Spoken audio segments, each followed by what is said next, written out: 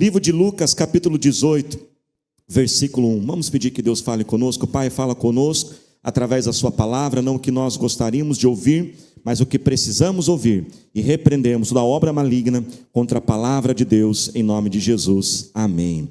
Então Jesus contou aos seus discípulos uma parábola, para mostrar-lhes que eles deviam orar sempre e nunca desanimar. Ele disse: em certa cidade havia um juiz que não temia Deus, nem se importava com os homens. E havia naquela cidade uma viúva que se dirigia continuamente a ele, suplicando-lhe: faze-me justiça contra o meu adversário. Por algum tempo ele se recusou, mas finalmente disse a si mesmo: embora eu não tema Deus e nem me importe com os homens, esta viúva está me aborrecendo. Vou fazer-lhe justiça para que ela não venha mais me importunar. E o Senhor continuou: ouçam o que diz o juiz injusto. Acaso Deus não fará justiça aos seus escolhidos que clamam a Ele dia e noite? Continuará fazendo-os esperar? Eu lhes digo, Ele lhes fará justiça e depressa. Contudo, quando o Filho do Homem vier, encontrará fé na terra? Diga glória a Deus. Irmãos, nesse mês de agosto, nós estamos fazendo uma série de mensagens que nós fazemos de vez em quando, chamada Clássicos da Fé, aonde nós estamos voltando para textos, para histórias da Bíblia, que são histórias que, se você já tem um tempinho na igreja, você já ouviu, mas toda vez que a gente volta para essas histórias, elas renovam a nossa fé, elas renovam a nossa esperança. E esse texto aqui, dessa parábola de Jesus, lembrando que parábolas eram histórias que Jesus contava para trazer um significado espiritual, ele conta que numa cidade havia um juiz, e esse juiz era um juiz ímpio, era um juiz que ele era insensível à necessidade das pessoas, ele não se importava com as pessoas, ele não tinha nenhum temor a Deus. Mas naquela mesma cidade também havia uma viúva, que tinha uma causa muito necessária, ela tinha uma causa que ela precisava de uma audiência com aquele juiz. Claro que nós estamos falando de uma outra época, né? Hoje você não vai procurar um juiz na padaria, você aproveita: eu encontrei o juiz aqui, vou falar. Não, você tem que procurar um advogado, você tem que entrar com um processo. Mas naquela época, numa cidade pequena, a Bíblia diz que aquela mulher começou a perseguir aquele juiz. Aonde o juiz ia, ela ia atrás. E eu fico imaginando, o juiz estava lá tomando um café, de repente tranquilo ali, tomando aquele cafezinho, comendo um pãozinho na chapa, tal. De repente a mulher chega: ô juiz, eu preciso de uma audiência. Ele falou: mulher, fica um tempo aqui. Aí o juiz chegava no supermercado, ela estava no caixa. Aí ele ia assistir o jogo de futebol, assim, sentado. Pastor, não tem jogo de futebol naquela época. Irmãos, quem está contando a história sou eu, tá bom, gente? Né? Aí ele está lá sentado, a mulher comprava o ingresso do lado. Juiz, eu preciso de uma audiência. Eu imagino ele tomando banho, ela ficava gritando e falava: juiz, eu preciso de uma audiência. A Bíblia diz que um dia aquele homem não aguenta mais. Ele fala: chega, aguento mais essa mulher. E preste atenção, o texto diz, ele fala assim: eu vou marcar uma audiência com essa mulher, e eu vou atendê-la. Mas o texto fala que o próprio juiz fala assim: eu não vou fazer isso porque eu temo a Deus, eu não tenho temor a Deus. Eu não vou fazer isso porque eu me importo com as pessoas, porque eu não me importo com as pessoas. Eu vou fazer isso porque eu quero me livrar dessa mulher. A persistência daquela mulher, a determinação, irmãos, daquela mulher, fez com que ela pudesse conseguir aquela audiência, fez com que ela pudesse então ter a sua causa atendida, a justiça que ela precisava.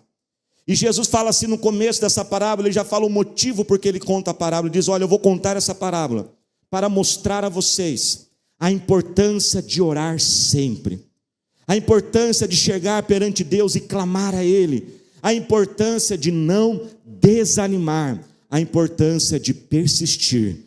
E a história termina dizendo que o próprio Jesus fala assim: olha, mas eu não quero que vocês orem a Deus, tendo essa imagem desse Deus como esse juiz, um juiz insensível, indiferente. Não, Jesus fala assim: essa não é a parte principal da história, porque o nosso Deus, o nosso Pai, não é como esse juiz. Pelo contrário, Ele é como um Pai amoroso que se preocupa conosco. Posso ouvir glória a Deus, igreja?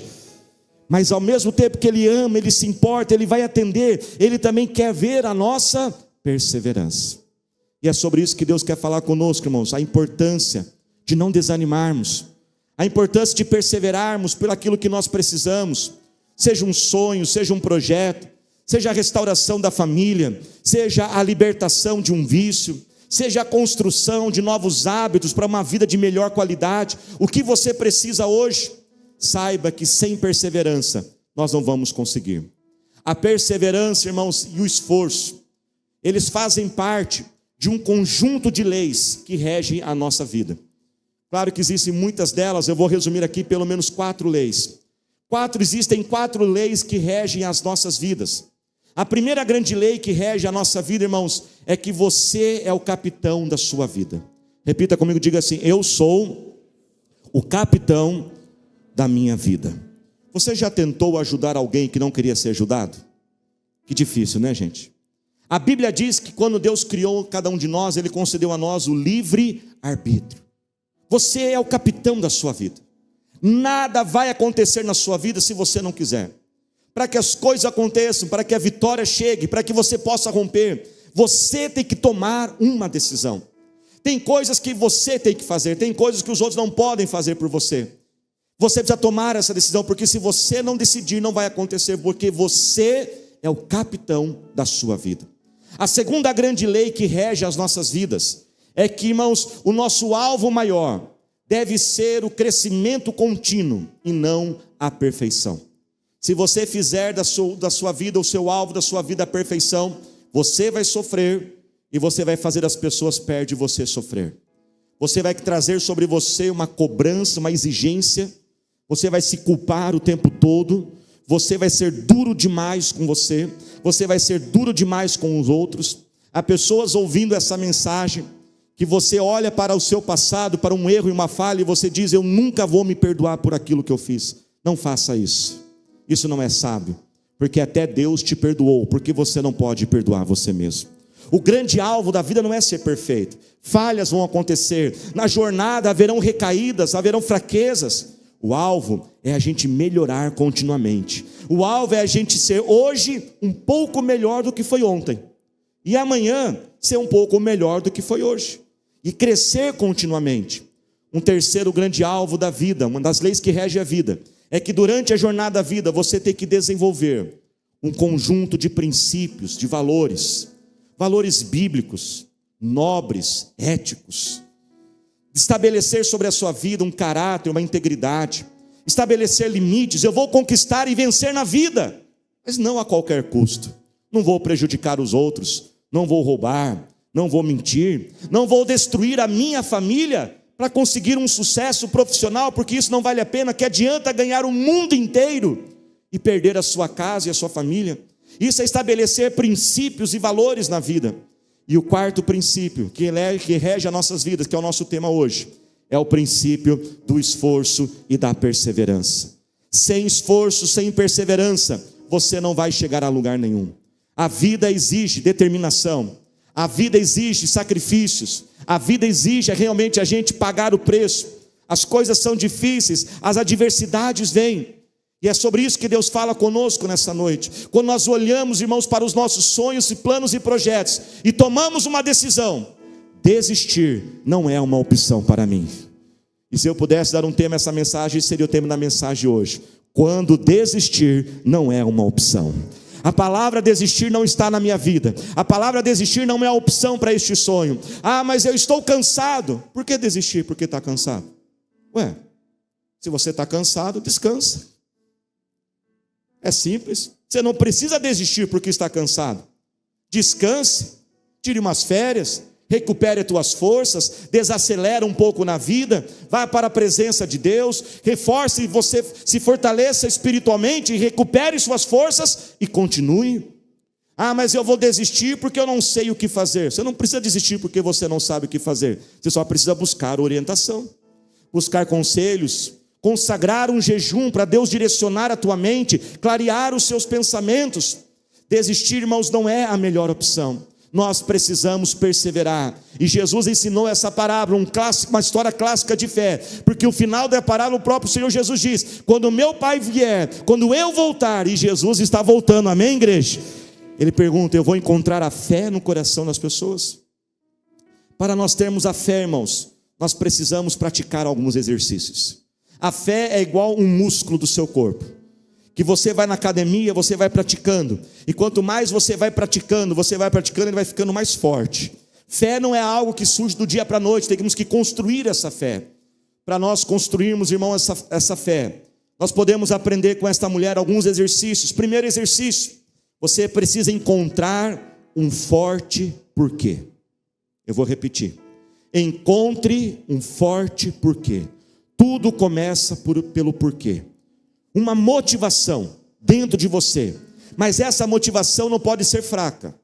Se a motivação for fraca, pequena, frágil, sensível, você vai desanimar, e você não vai até o final para conquistar o teu sonho. Tem que ter uma motivação grande, uma motivação forte. Escolhi essa imagem como uma âncora, assim como um navio, quando vem aquelas tempestades, aquelas ondas, e o navio talvez ele vai se chocar contra as rochas, ele solta aquela âncora que estabiliza ele, falando, não vou afundar. Para você não afundar na vida, para você avançar, você tem que ter essas âncoras. Por que você quer o que você quer? Por que você quer ter o que você quer ter? Por que você quer ser o que você quer ser? Eu quero ter isso porque... Complete a frase agora na sua mente. Se você gosta de escrever, escreva. Por quê? O que você completaria essa frase? Eu quero ser isso porque... 3 pontinhos. Eu quero fazer isso porque... 3 pontinhos. Complete a frase. Eu quero crescer profissionalmente, por quê? Eu quero que a minha empresa cresça, por quê?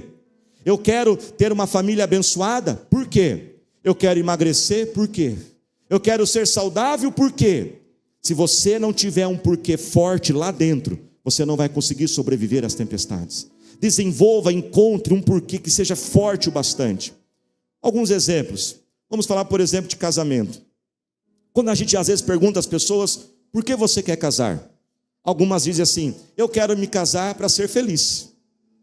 Não tem nenhum problema você querer casar para ser feliz, mas deixa eu dizer com muita sinceridade, é um porquê meio fraco. E pelos sorrisinhos que eu já estou vendo aqui de cima, alguns já podem chegar à conclusão que um casamento não é só felicidade. Ah, irmãos, há momentos que até o barulho do chinelo irrita a gente. Não dá para ser sobre isso, porque se eu quero casar para ser feliz, e dos momentos que eu estiver infeliz? Ah, eu quero casar porque eu amo. É algo bom, mas mais uma vez, só o amor não é o suficiente. Há casais que se amam demais, mas não conseguem permanecer juntos. Ah, eu quero me casar porque eu quero sair dessa casa. Ah, mas que coisa que não faz sentido. Porque você vai se casar para sair de uma casa, você vai sair de uma casa e vai para outra. E vai ter pessoas naquela outra casa. Agora preste atenção. Quando você diz eu quero me casar, sabe por quê? Por que eu quero me casar? Eu quero me casar porque eu quero compartilhar a minha vida com a vida de outra pessoa. Eu quero me casar porque eu não quero somente sentir o amor. Eu quero me casar porque eu quero viver uma história de amor. Uma história longa, profunda e duradoura. Eu quero me casar porque eu quero alcançar um potencial da minha vida. E a Bíblia diz que juntos nós podemos alcançar mais. Ah, esse é um porquê forte. E quando você tem um porquê forte como esse, todos os outros porquês vêm atrás. Porque se eu quero me casar para compartilhar a vida com alguém, essa vida com quem eu quero compartilhar tem que ser alguém que eu amo. Aí sim vai entrar o amor, aí sim vai entrar o companheirismo, assim aí vai entrar o respeito. Porque, irmãos, vivemos essas grandes histórias, exige de nós determinação, exige de nós e vai exigir de nós um grande porquê. Alguns meses atrás, pastora Thalita, vivemos uma história de 21 anos. Essa história, ela só é profunda por causa do tempo dela. Ela não é profunda por causa de alguns detalhes que eu vou contar, mas o tempo fez. E pastora Thalita, a gente olha um para o outro e fala assim, nós vamos junto até o final. E a gente vê aquelas cenas de filme, assim, aqueles velhinhos, a gente fala assim, vamos estar lá igualzinho. E eu vou ser um velhinho da hora. E ela fala assim, eu vou estar de cabelo roxo. Eu falei, não tem problema. Só não ser no verde, tá bom. Pode ser qualquer outra cor. Porque ela é a mulher da minha vida. Depois vocês contam para ela para eu ganhar uns pontinhos, viu, gente? Mas nós casamos para viver essas histórias de amor profunda. Quando nós casamos, uma história profunda. Quando nós casamos, recém-casados, um dia nós passamos na Castelo Branco, em frente a um restaurante. Aquela coisa de recém-casado, tentando impressionar a esposa, querendo ser romântico. Falei para a pastora Thalita, vamos nesse restaurante. Quando a gente entrou, irmãos, a gente entrou, olhou e saiu assim mesmo, sabe? Você volta de costas mesmo, assim você nem vira. O máximo que nós pedimos foi um cafezinho, porque nós não tínhamos condições nenhuma de pagar aquele lugar. E, gente, isso foi algo, acho que tão forte, eu acho que gerou um trauma em nós. Porque a gente passou na frente daquele restaurante 21 anos, várias vezes. É nosso caminho para São Paulo, a família dela é de São Paulo. Às vezes chegamos a passar 2, 3 vezes na semana. Chegamos a contar para os nossos filhos, um dia a gente entrou naquele restaurante e a gente saiu porque não tinha dinheiro para pagar. Mas sabe que nunca passou na mente, por que não volta? Até que depois de 21 anos, uma história de 21 anos. Depois de 21 anos, um dia retornando para Sorocaba, um clique vem assim, clique. Vamos almoçar naquele restaurante? A gente nunca mais entrou, ficamos traumatizados, irmãos. Aí entramos no restaurante, pegamos, olhamos o menu, e a primeira coisa, obrigado, Jesus. Agora dá. Agora a gente consegue. O Senhor nos abençoou e o Senhor nos prosperou. E entramos, escolhemos o que a gente queria comer, de repente a gente vê uma agitaçãozinha perto da gente. Quando a gente olha 2 mesas do lado, está quem almoçando junto? Ronaldo Fenômeno. E ali, irmãos, quando a gente olhou assim, quando ele olhou, ele arregalou o olho e falou, pastor Daniel, posso tirar uma foto com o senhor? Estou brincando, viu, irmãos? Essa é a minha parte, foi uma recaída, né? Eu não resisti, né? Tem até a versão correta, a gente, aí Ronaldo, posso tirar uma foto com você? Tá? Né? Eu primeiro quis, não, assim, eu não vou tirar uma foto. A pastora falou assim, seja bobo você, fica aí que eu vou tirar uma foto com ele. Aí eu fui no embalo, né? E ali eu fiquei pensando, Deus, por que o Senhor fez isso? 21 anos depois, naquele dia, naquele horário, com aquela pessoa, claro que, né, uma forma de marcar. E foi sentir o Espírito Santo, falou assim, Daniel, a primeira vez traumatizou tanto, que eu vou dar uma segunda vez e vai marcar também de forma especial a sua vida. Esse é o nosso Deus, irmãos. E para a gente viver, nós temos essas histórias, vivemos essa perseverança. Você tem que ter uma motivação forte dentro de você. Encontre um porquê que seja forte, um porquê que vai fazer você romper as barreiras, superar os obstáculos, dizer, eu não vou desistir, porque eu quero alcançar isso. Quando nós decidimos construir a nossa igreja, por quê, pastor? Porque nós queremos ganhar almas para Jesus, e quando tiver almas para ganhar para Jesus, nós vamos continuar alcançando. Queremos ver os sinais e maravilhas de Deus, porque, irmãos, uma construção como aquela só tem um único jeito de acontecer, Deus abençoando a vida de cada um de nós. É um porquê dentro de nós. Desenvolva e encontre este porquê. Um segundo motivo, irmãos, um segundo exercício que aumenta a nossa fé e nos dá força para vencer e não desanimar, é nós termos o foco. Temos que ter foco, temos que saber o que queremos. Aquela mulher sabia o que ela queria. A Bíblia diz que ela continuamente ia atrás daquele juiz. Ela não parou, ela tinha uma motivação, mas ela também tinha foco. Ela dizia, faze-me justiça, faze-me justiça. Ela não pediu 2 coisas, 3 coisas, 4 coisas. Ela não falava assim, juiz, marca uma audiência, para quê? Não sei, não, ela sabia o que ela queria. E hoje, irmãos, nós estamos vivendo uma grande dificuldade, porque essa geração nossa, geração presente, é uma geração muito confusa. Nós estamos vivendo debaixo de um espírito maligno de confusão, que deixa a gente perdido. É um excesso, é um bombardeio de informações. Tome cuidado com as redes sociais, tome cuidado de ficar comparando a sua vida com outros. Preste atenção, a nossa mente não foi feita, irmãos, ela não foi feita para absorver essa quantidade de informações. Esses dias eu estava ali vendo as redes sociais, daqui a pouco vai vendo uma curiosidade, eu estava vendo assim, quantas camadas de tinta passa num navio transatlântico. Eu falei, mas o que eu estou estudando? Quantas camadas de tinta passa? Por que eu preciso saber de quantas camadas de tinta?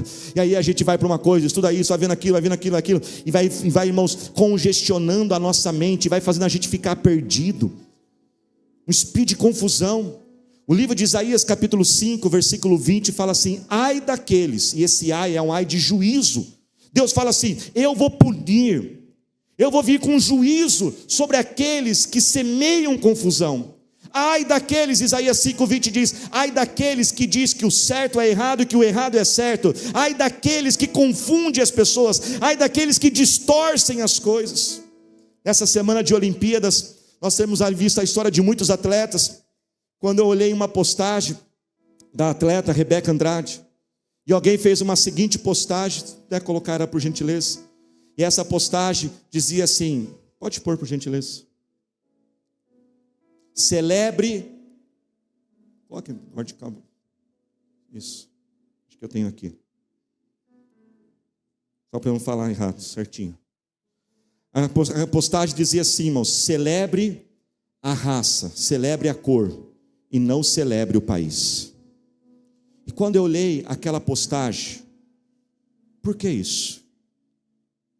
Por que celebrar isso? Dizendo que a vitória era da cor da pele daquela pessoa. É um absurdo. Absurdo aquela postagem. Pastor, existe racismo no Brasil? Claro que existe racismo no Brasil.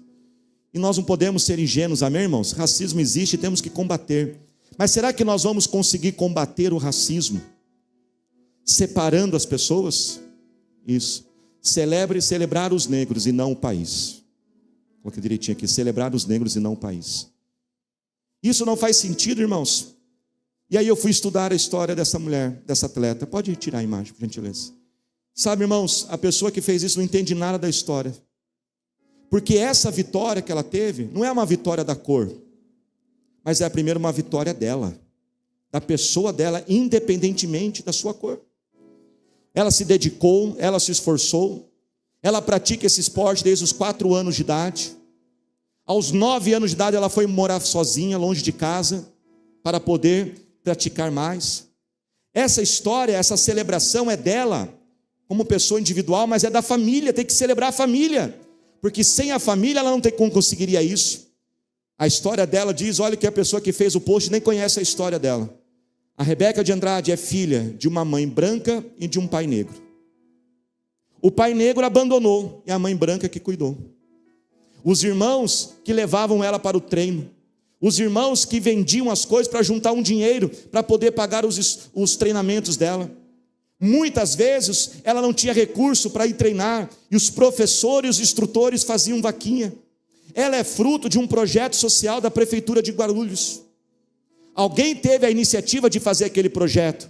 Talvez um secretário de esportes, talvez um vereador, alguém fez. Os impostos pagaram. Ah, mas é precário? Claro que é precário. Estamos em um país em desenvolvimento ainda. Mas ela é fruto daquele projeto. Ela é fruto da intenção de alguém. Ela é fruto de uma família. Ela é fruto de um esforço. Olha a semente, irmãos, de confusão que é colocada. Quantos estão entendendo? Digam amém. É celebrar sim o país, é celebrar o esforço dela, é celebrar a família dela, é celebrar as políticas públicas, é celebrar todos que ajudaram. Por isso tome cuidado com esse espírito de confusão. Tenha foco, tenha direção, viva a sua história, ame aquilo que Deus colocou nas suas mãos, pare de ficar se comparando, pare de ficar olhando demais a história de outros, tenha a direção clara de Deus na sua vida, e fale, Senhor, eu quero viver aquilo que o Senhor tem para a minha vida, porque essa falta de foco, essa falta de saber o que Deus tem para mim, se você não tiver claro e certo o que Deus tem para você, as pessoas vão querer dizer, as pessoas vão querer dar palpite sobre a sua vida, mas a Bíblia diz em Jeremias 29:11, sou eu que sei os planos que tenho para vós, diz o Senhor, e são planos de paz, de fazê-los prosperar, e planos de conquistar. Você pode se colocar de pé glorificando a Deus? Lute contra toda a confusão, não aceite, põe a mão sobre a tua cabeça, na tua casa, e ore, e fala, Senhor, eu repreendo a confusão. Tome cuidado com o excesso de informações. E terceira atitude, para a gente perseverar e não desistir e buscarmos aquilo que Deus tem para a nossa vida, os nossos sonhos, irmãos, nós precisamos encontrar descanso no tempo e do amor de Deus. E Jesus termina a parábola dizendo, busquem o meu Pai, e lembre-se, ele não é como aquele juiz, pelo contrário, se até o juiz iníquo atendeu o pedido daquela mulher, quanto mais o nosso Pai que ama cada um de nós, e ele virá sem demora. Mas aí, pastor, ele vai responder sem demora, mas está demorando tanto. E aí vale a gente lembrar, irmãos, que o tempo de Deus é diferente do nosso tempo. Algumas verdades sobre o tempo de Deus. O tempo dele, irmãos, é sempre maior e melhor do que o nosso. Isaías 55 diz que os pensamentos e os caminhos de Deus são mais altos que os nossos pensamentos. Algumas verdades sobre o tempo de Deus, presta atenção: quanto mais estiver demorando, sabe o que Deus está fazendo? Deus está caprichando. Levante sua mão e repita comigo, diga assim, profetiza para quem está ao seu lado, diga assim: se está demorando, é porque Deus está caprichando. Ele está assim, irmãos, ouvindo a sua oração, mas Ele tem o tempo certo. Se está demorando, sabe por quê? É porque Ele está preparando você. Porque às vezes nós queremos algo e nós não estamos prontos para aquilo que nós queremos. Às vezes nós não estamos prontos para aquilo que Deus tem para nós. Enquanto Ele está preparando a bênção, Ele está preparando você, Ele está te aperfeiçoando. Enquanto Ele está preparando a bênção, Ele está preparando as condições ao seu redor. Ele já está removendo os inimigos, Ele está removendo a perseguição. Por isso descanse no tempo dEle. Continue orando, continue perseverando, faça a sua parte, não desanime e confie que Ele chegará na hora certa. Ele não tarda e nem falha, Ele é fiel no seu tempo perfeito. Descanse no Senhor, faça dEle não somente o Salvador, mas lembre que Ele é o Senhor da sua vida. Muitas vezes quando nós cansamos de esperar, muitas vezes quando nós buscamos a Deus e as coisas não acontecem, tem um dia que a gente levanta e fala assim: eu vou fazer isso, eu vou tomar essa decisão, cansei de esperar. Não, Senhor, continue fazendo a tua vontade.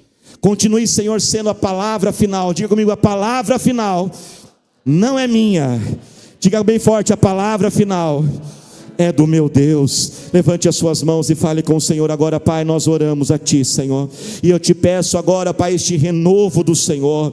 Ó Deus, ó Pai, nesse mês de clássicos de fé, assim como nós olhamos para aquela mulher, Senhor, renova-nos, ó Pai. Quantas vezes, ó Pai, ela pensou: chega, eu não vou conseguir, eu vou desistir, mas ela encontrou uma força no Senhor. Eu oro por aqueles que estão cansados, ó Pai, renova as forças agora, para perseverar, para tentar mais uma vez, para ir, Senhor, uma outra vez, Senhor, falar com aquela pessoa, começar aquele tratamento, começar aquele processo, lutar mais uma vez pela sua casa, Senhor. Eu repreendo todo o cansaço, eu repreendo todo o desânimo, uma força espiritual venha sobre nós agora. A Tua palavra, Deus, diz: diga ao fraco, eu sou forte. Pai, nós declaramos que a Tua força está em nós, somos mais fortes do que imaginamos, mais capazes do que imaginamos, porque a presença de Jesus está em nós, e descansamos, ó meu Pai, no Teu tempo, descansamos na Tua hora, descansamos, ó Pai, na Tua vontade,